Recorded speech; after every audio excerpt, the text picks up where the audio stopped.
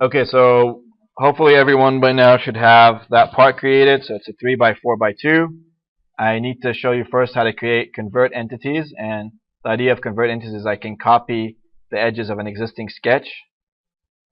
So all I have to do is just click on the face.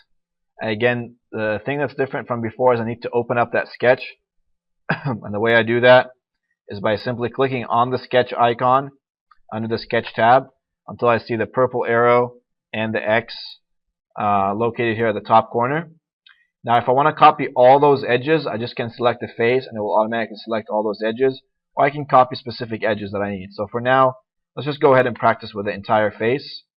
So I'm going to click on that face and then hit convert entities, and you'll see that what happens, all those edges have been converted and I can see all those edges. Okay, so I can go ahead and click a check mark.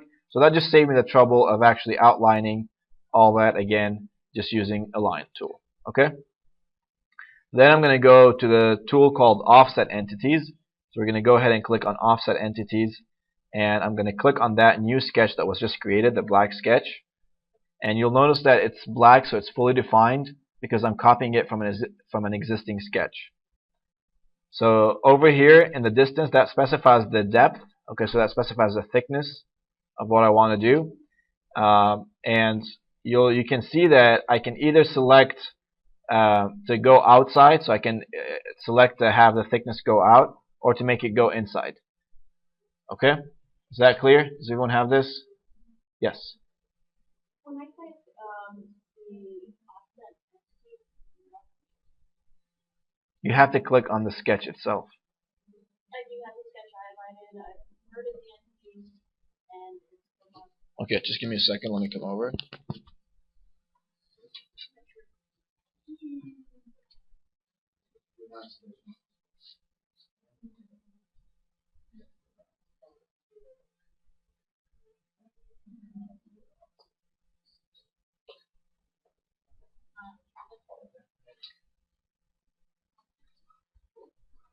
Alright, does everyone have this? So notice that we can either go outside and create an external thickness, or we can go inside and create an internal thickness. Sounds like you're conscious speaking here. Whoa, that was dramatic. Or I can also do bidirectional, so I can go in both ways. Okay. So for now, let's just say I'm gonna do the inside, because I'm just gonna create a small cut here in a second, and I can go ahead and click on checkmark. So you'll notice that again, since we're offsetting from a fully defined sketch, the child sketch is also fully defined. Now, where do you think this actually could be used? I mean, for here, you're probably saying, you know, just for us to actually go through this, this is not very useful, because I could have just drawn that rectangle and made it fully dimensioned like a while back while you're still trying to show us how to do this. So what is another possibility for us to use this?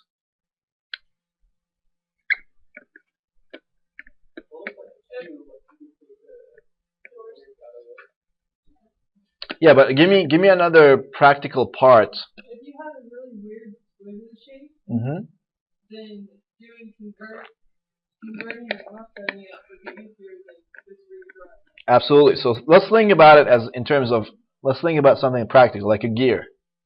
Okay, so a gear has a lot of teeth. Let's say you have one gear that has a diameter of 10 inches. Now you want to resize that gear, and you want to make it 5 inches. Instead of going about and actually drawing the contour of all these gear teeth, what you can do is you can just outline select the face, convert it, and then offset it to the inside. So now you have an inside gear. You have a smaller gear, right? The same idea with if you have a lot of squiggly stuff, a lot of complex shapes, you can just select that face and it will copy it automatically, instead of you having to go through it using spline, using all these line tools in order to outline that shape. Okay, is that clear? So for this one, let's go ahead and create features, extrude boss base. And what you'll notice that will happen, you know, I'm just going to get that shallow, and it's just going to create that thickness, and I'm going to extrude this by 0.5.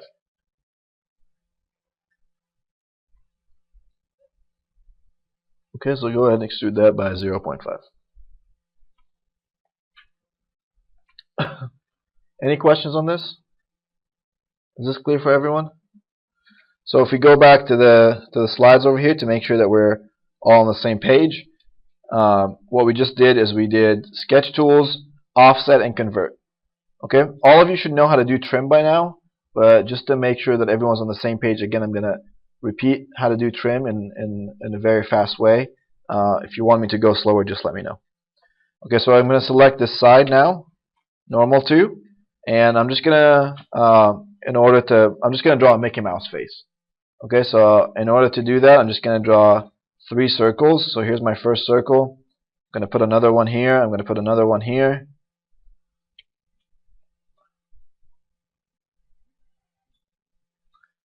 Okay, so I'll go ahead and do that. Now what you'll notice that we can do is, if I'm going ahead to extrude this in terms of extrude boss base, when I click on features, extrude boss base, nothing will happen, because, and notice how my cursor is actually asking me to select a specific contour, because I can select this on its own, I can select this on its own, I can select this on its own, and so on.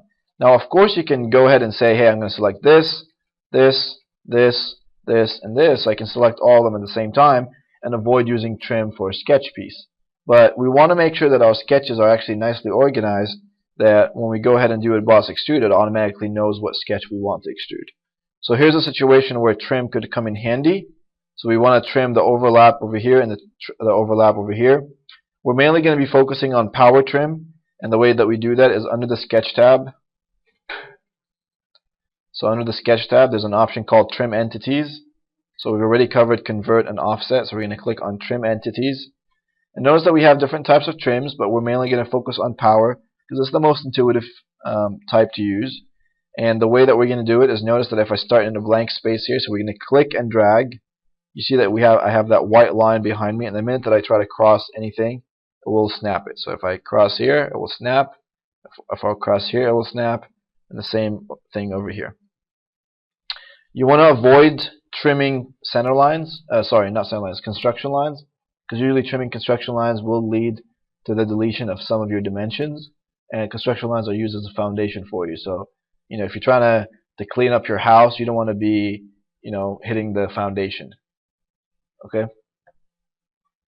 So go ahead and now, if I go to features, extrude boss base, you'll see that I did not have to select any contours. It's automatically selected, and I can go ahead and click on check mark, and there we go. Okay, is that clear? Okay, so let's try to explore here with the difference between fillets and chamfers. So fillets basically will add a nice smooth transition in a radius form, so basically it will be an arc form. So let's say I'm going to add a nice smooth transition over here, you know, between the mouse face and this plane face. So under the features tab, there's an option called fillet. And if I click on the drop down under fillet, that's where the chamfer is kind of hidden. Okay, so let's go ahead and click on fillet for now, and I'm going to come over here. I'm going to select this boundary so you can see how my fillet actually is created. I'm just going to do it all the way around. So just select all these edges. Okay, and I'm creating a constant radius fillet, and I can specify the radius over here in the properties window. And if you don't see the preview, make sure that, you know, your radio button over here is not on no preview, it's on full preview. Is that clear? So go ahead and click on check mark, and you'll see how that radius or that smooth transition has been added between the two faces. Okay, now what's the difference between that and a chamfer? If we click on the drop down under fillet and we actually select chamfer, I'm just going to select the edges over here of my main box. So let's look at the dimensions first. You'll see that in order to dimension a chamfer, all I need is really a distance and an angle. Right? So in order to specify a triangle, I need a distance and an angle. So this is basically saying the size of the base is 0.1 with an angle of 45, so it's an isosceles triangle. And if I go ahead and click on an edge, you'll see that really what I'm doing is I'm creating kind of like a triangle here and creating an extrude cut. So let's just go ahead and do it all the way around. So we create a nice tapered top over here. Okay, does everyone have this? Now go ahead and click on check mark, and there you go. So that's the difference between chamfer and a fillet. Are we good? Any questions? Will the fillet be more like a bulldog? Yes, so if you actually do it on a physical edge, so if I come over here, if it's not a transition between two faces, if it's just on an edge, and I go ahead and create a fillet, it will be more of a rounded, because it's an edge. It's not a transition. Do you see that?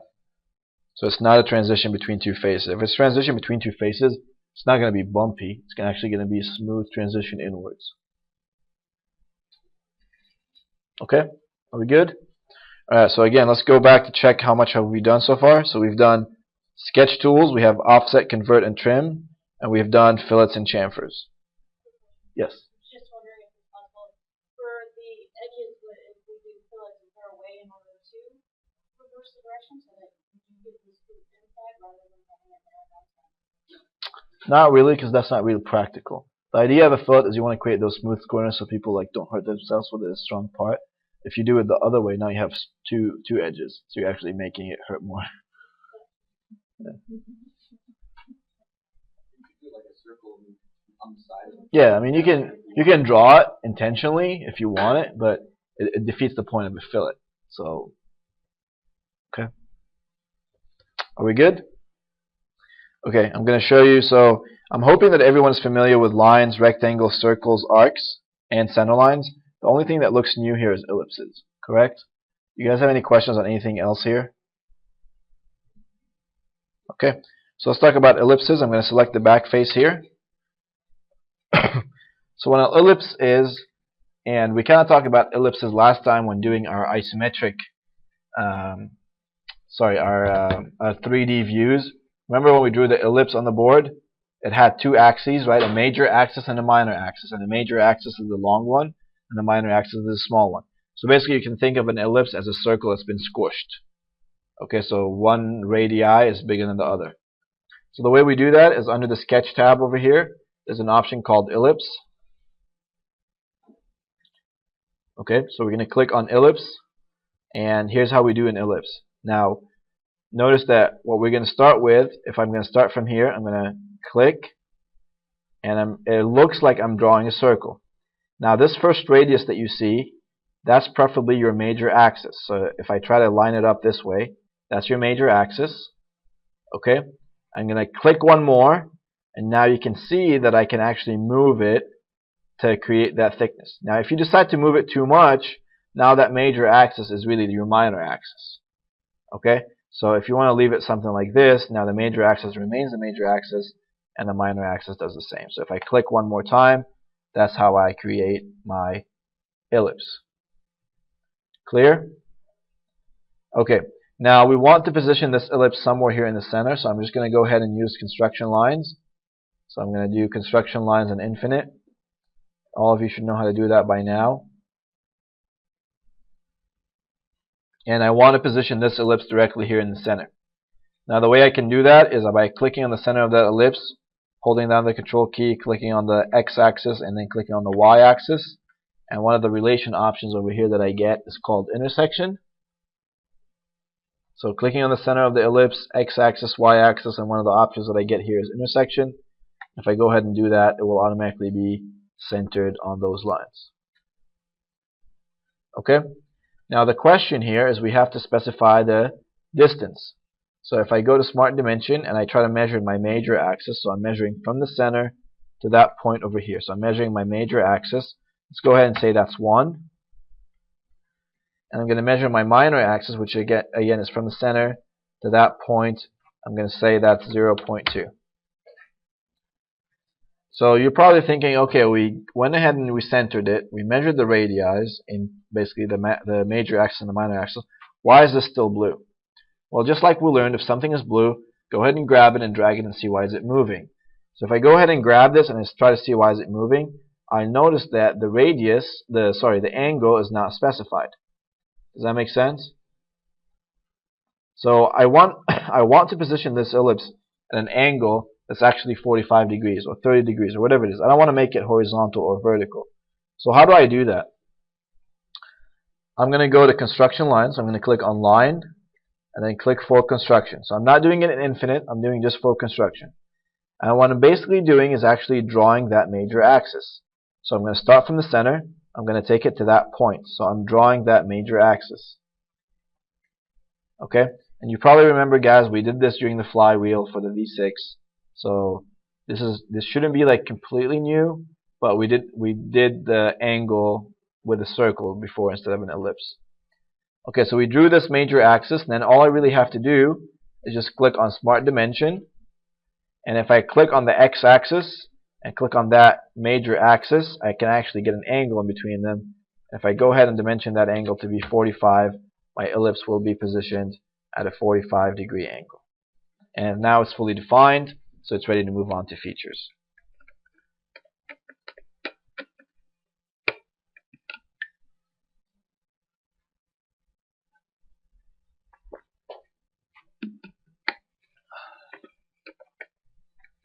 Are we good?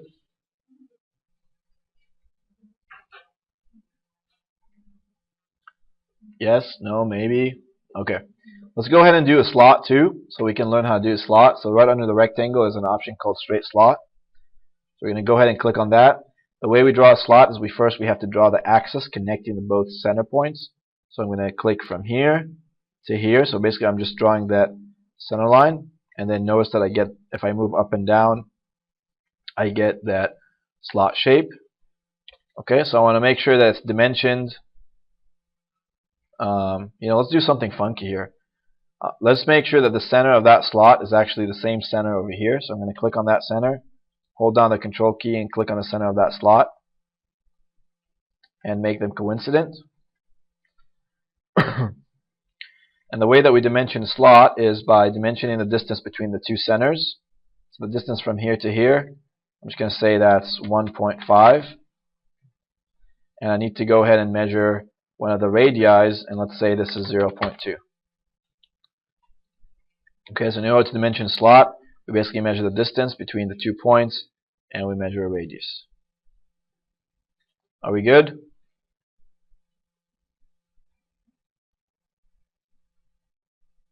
Okay, now we just learned how to use the trim tool. So here's what I want you to do. I want you to use the trim tool, and actually, remember, don't trim any of the construction lines. So just trim this piece, trim this piece. It will turn blue. It's okay. We're just doing something for exercise here, so something just funky.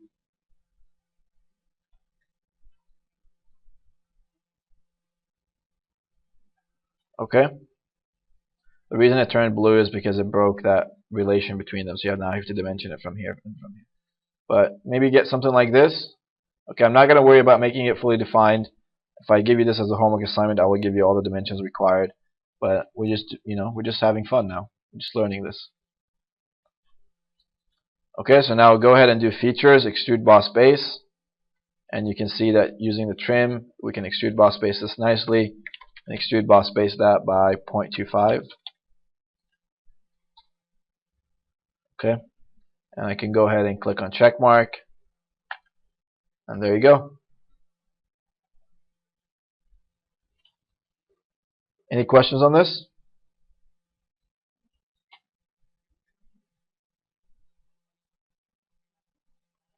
Yes.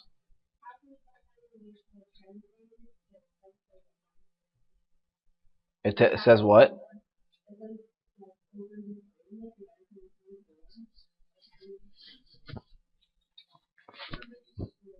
I did that just a second ago. I had other relations to other lines that I had to where it let me do that. My answer is always extreme very quickly.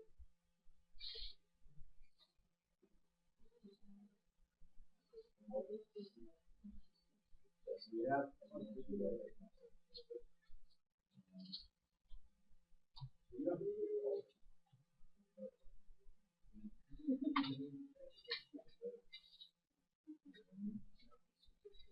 Alright, are we good? Alright, let's keep rolling. So let's keep rolling with this. since everyone is doing good. Okay, so we have, if we go back to the presentation to make sure what we checked so far. So we've done everything under sketch entities because I'm expecting that you guys know how to do everything else. We've done everything under sketch tools. Okay, sketch relations. Any questions on that? So does everyone know how to add a relation? You click on the first, you click on the second. Okay, and again, guys, this is just the outline, but I'm expecting that you guys don't know this stuff, so you're still learning some of this stuff, although we covered it just a couple weeks ago. Okay, so just to make sure that everyone's on the same page and you're not like, well, you never covered this. Okay, everything is given to you here in exact details. Everything is step by step. All the screenshots that I've done. Maybe the problems are a bit different dimensions, but it's exactly the same concepts, and I give you everything step by step. Okay, we do the offset, we do the inside, we do the outside. I show you how to do trims. I show you how to do trims for a different problem here, how to do a power trim, the result of that, sketch relations. I show you different possibilities of relations. So everything is given to you here in such a way that even if you forgot it, you can always go back, and this is kind of like your SolidWorks Bible. Okay, you can always come back to it to get answers about life and SolidWorks problems. Okay, so everything is given to you over here, and I show you how to link things together. And again, we do an exercise over here, but I'm trying to use class time to mainly just cover new stuff. Okay, if you have questions, feel free to ask at any time. But you know, this is a pretty long lecture, but it has all that information. Okay, we talked about fillets and chamfers. We know how to do linear and circular patterns, right? We've done linear patterns back in the crankshaft. We've done some of that stuff. I'll try to repeat it today just to make sure that everyone's on the same page. But really what I want to focus on right now is revolves and sweeps. So everyone should know how to do extrudes because we just did a couple of extrudes. We're going to try to focus a lot on revolves and sweeps. So one of the homework assignments that you have involves creating a candle. And I don't give you any of the dimensions of the candle because I expect you to create your own candle. But what I do give you the dimensions of is the candle holder. So you want to make sure that you're not designing like one of these big candles that doesn't fit in the candle holder. So you know, I give you the candle holder. Well, I don't give you I give you the dimensions of the candle holder. You have to design the candle holder, then design the candle, and then bring them together. So one of the biggest things for a candle is the wick. Okay. And the wick, if you actually look at the wick, it's a combination of a couple of threads on each other, correct? So in order to create those, we're going to have to use something called sweeps. So let's start with something simple, and we're going to start with a revolve, and then we're going to move on to sweeps. So we're going to do a very simple revolve by simply clicking on the side here, and all that I'm going to do is I'm going to draw something that looks like this. Okay, and I'm going to go ahead and dimension this to be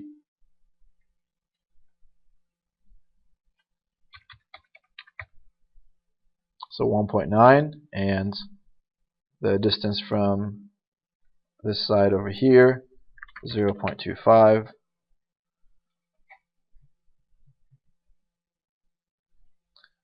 And I'm going to try to center this. So this would be 0.75. I'm going to go ahead and change this to 0.5, and there we go. Okay, is that clear?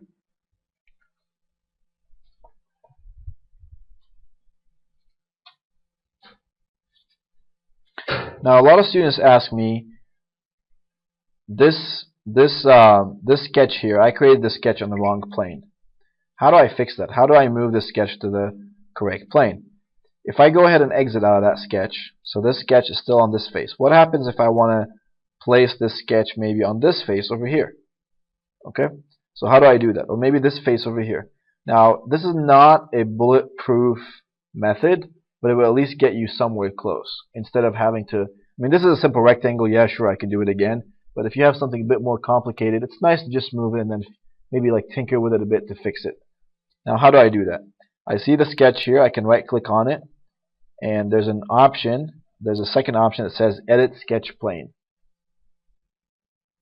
Okay, so if I click on Edit Sketch Plane, you'll see here that this face is selected because that's really where my sketch is being drawn. If I click on it and I hit Delete, so that face is not selected anymore, and let's say I'm going to select another face, which is this one. Okay, so just select another face. If I go ahead and click check mark now, you'll see that, you know, something broke. Because why do you think it broke? Because, well, I have a dimension here that was measuring from this edge to this rectangle to be 0.75. Well, that dimension is not valid anymore, but at least my sketch moved over. Okay, so if it's a complicated sketch, now all I have to do is just go back inside that sketch and try to see what is happening. That, do you see this relation here that's kind of like grayed out? It's not grayed out, it's kind of like greenish. All I have to do is just click on it, hit delete, and that will fix my issue.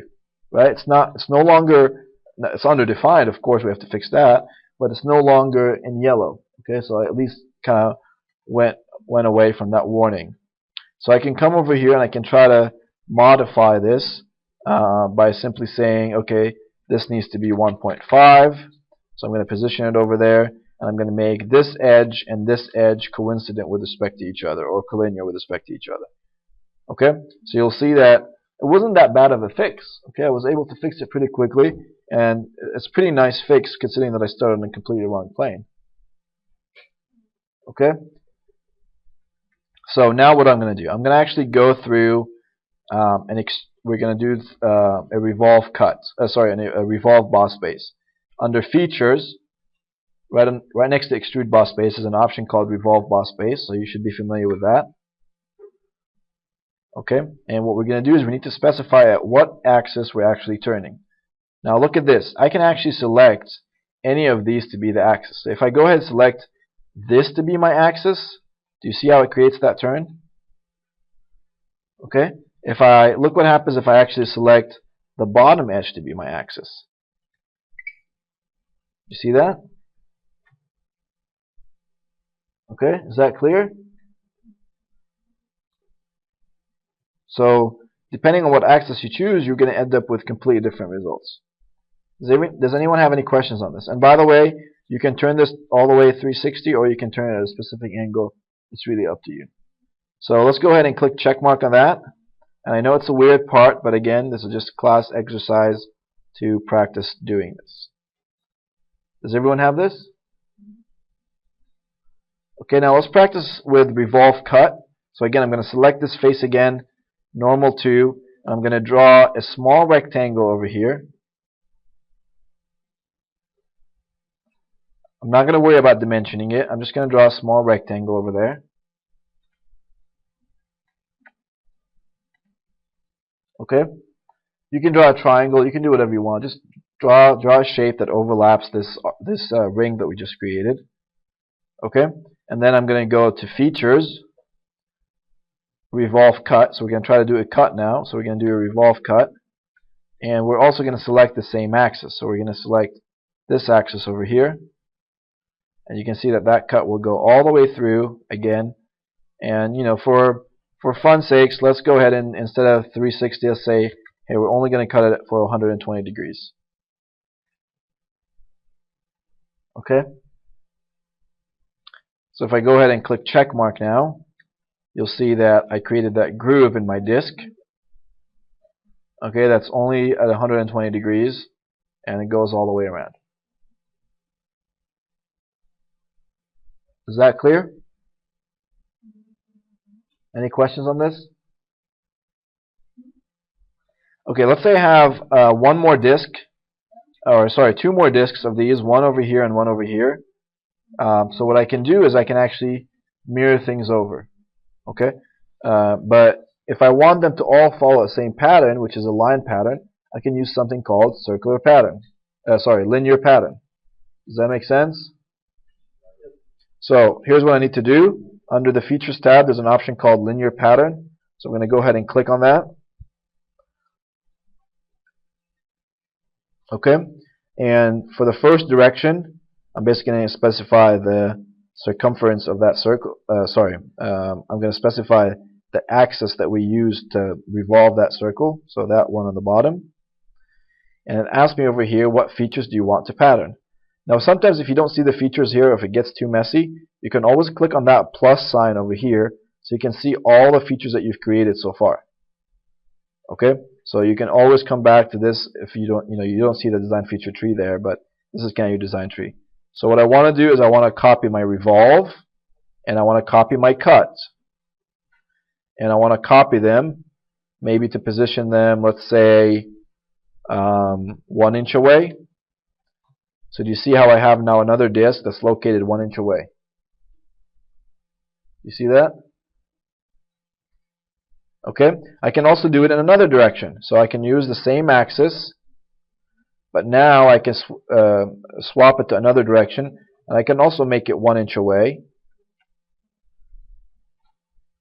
So now I have them on both sides. Remember, the number over here, that pound, needs to be 1 higher than what you have. So when it says 2, it's not the number that you're adding. It doesn't mean that you're adding 2 discs. It means that you're going to end up with 2 discs. Okay, so the first one, and then you're going to add 1 more to it.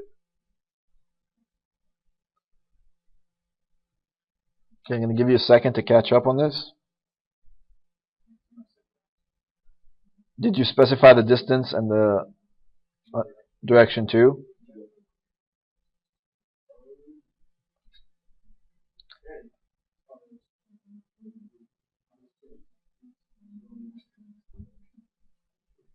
So you type 2 here, distance of 1, and the direction needs to be going the other way. Okay, so go ahead and click on check mark. Yeah, we'll create performance impact, blah blah blah. It doesn't matter for this one because we're just using this for demonstration purposes. And what we just did is we just created a linear pattern. This is the weirdest part that I've ever done. Okay.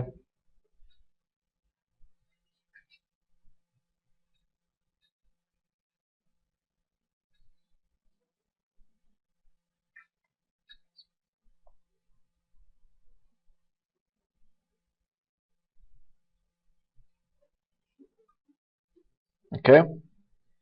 Does anyone have any questions on this?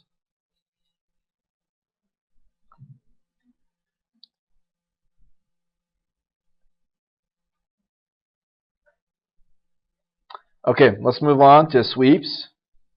So I'm going to explain to you sweeps in a sec. Now, when we do extrude boss base, what happens is we have a constant sketch and we have a constant profile. That means when I do an extrude boss base, it's not going to follow a crazy path. It's just going to follow a constant path. And that rectangle, that original sketch that we start with, is not going to change no matter what. When I do sweep, I actually have the potential of keeping my existing sketch. So the sketch is not going to change no matter what. But the path that it follows, instead of following normal to, it can actually follow any crazy path that I want. So think about it as a roller coaster. The roller coaster, the track, the thickness of the track, and everything else is pretty much the same. Right? It's the same cross section that's copied over and over. But the path that it follows is crazy path. So here's what we're going to do now. So there are 2 things that you have to understand when you do sweeps. It does require there are 2 things that you have to create when you do a sweep. It requires the actual sketch that you need to move across, and then it requires, so there's a profile and there's a path. Okay, so the profile is the sketch that you're going to move across, and the path is what is that path that you're going to move along. So if we're going back to our roller coaster example, the path is what does that track look like, and the profile is what is that cross section.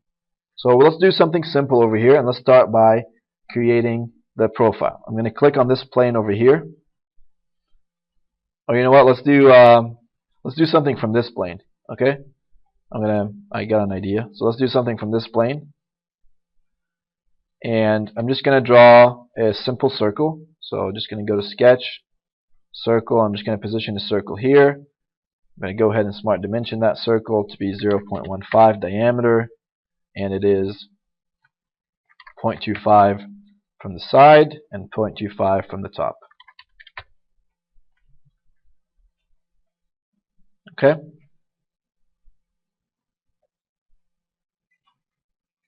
Are we good? So what I just did is I created my profile. I need to exit out of the sketch. They cannot be on the same sketch, and most likely the profile and the path are going to be on planes that are perpendicular to each other. Does that make sense? Because if here's my path, here's my profile. Okay, so it needs to follow along that profile. So now I'm going to go to a plane that's perpendicular to it, which is this plane. And look what's going to happen. I'm going to go ahead and do something crazy. So I'm going to, instead of just using a line, rectangles, and stuff like that, I'm going to use an option called spline. You see spline over here? So spline is kind of like freehand sketching. So if I click on spline, I'm going to come over here. I'm going to try to start from a point that's coincident with the center of that circle. Because you notice if I hover over, I'm able to see that circle. Okay, I'm going to start from here, and notice what's going to happen with the spline. So with a spline, it looks like straight line first, but if I click on another point, it will start to arc. You see that? Okay, don't do something like way too crazy, but you get the idea that you can actually contour this as much as you want. You see this? Okay, I'm going to run you through an error scenario in a second. Okay, does everyone have this? So notice it's a completely different sketch. Sketch 8 is here. I'm drawing sketch 9 now. Splines are a bit more difficult to dimension, to get fully dimensioned. We're going to learn about that while doing the lofts. Are we good? Any questions on this? Okay, so this could actually come in handy also. For example, let's say you have a circle and you want to cut it at an angle. Okay, you can make the angle, that path, right? It's just a straight line, and you have a circle. And I'll show you an example of that in a second. Now, all you have to do is you click on the first sketch, which is your profile. You hold down the control key and you click on your path. So you select both of them, and you go under the Features tab, and then you click on Swept Boss Base.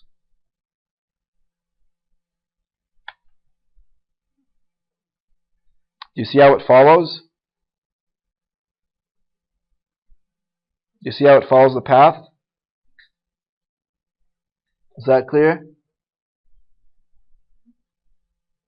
So if I go ahead and click check mark, there we go.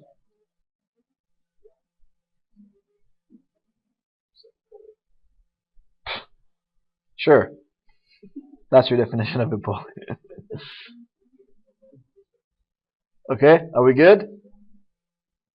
Now I'm going to show you another example. You don't have to follow along on this one, but let me show it to you real quick here. Let's say I have a hole over here. So I'm just going to put a circle. Okay, and look at this.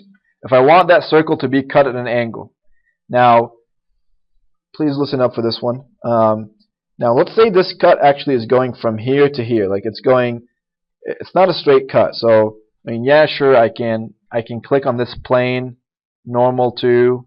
I can go to a straight line. I can come here and I can, pretty much draw a straight line that, goes down. And I can, so do you see this path? And then I can say, okay, this sketch, and instead of doing a sweep boss base, I'm actually going to come here and do a sweep cut. I do not want you to see this now.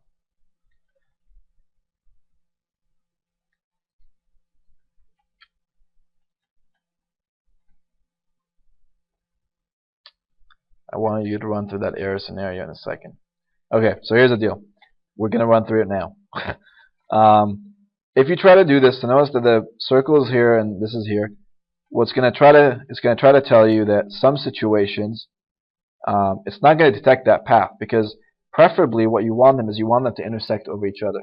So you want that point to be here. So technically speaking, I can add a plane that is located, some half an inch away from this plane, and I can start directly here. Because if I try to come over here and I do a sweep cut, and I select this circle as my profile and this line as my path, okay, sometimes, see, notice a second ago did not pick it up, but now notice that I'm actually cutting at an angle.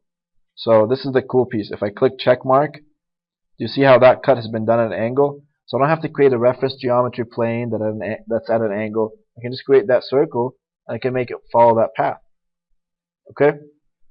Alright, I'm going to show you one more thing. So let's go ahead and close this. And one more thing regarding sweeps, and then we'll be done with sweeps. Let's say you're designing a slide for your child, or so let's say we're going to do the right plane here. Okay, and we're just gonna go ahead and draw the ladder. So this is the ladder, and again I'm using the right plane. Again, I don't care about dimensions for this one. I'm just trying to create it. I'm gonna go ahead and extrude boss base this by I don't know, whatever, 25. Yours numbers might be different, but I'm just creating a ladder. So this is the ladder for that slide.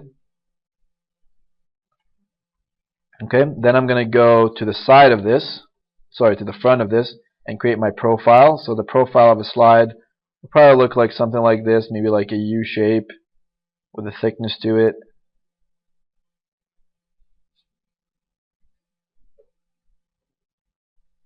Okay, so maybe something like this. Oops. Alright, so this is my profile, so I can go ahead and exit out of that. And then I go to the side of that, and I try to do my path. Sorry, I'm moving too fast. Does everyone have this?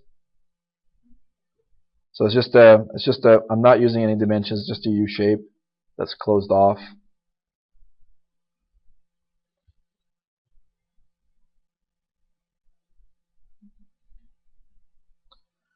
Okay, so now I'm going to go to the side here, normal to, and again using the spline tool, I'm just going to draw the path of the slide. So depending on how adventurous your kid is, you can specify the steepness of that slide.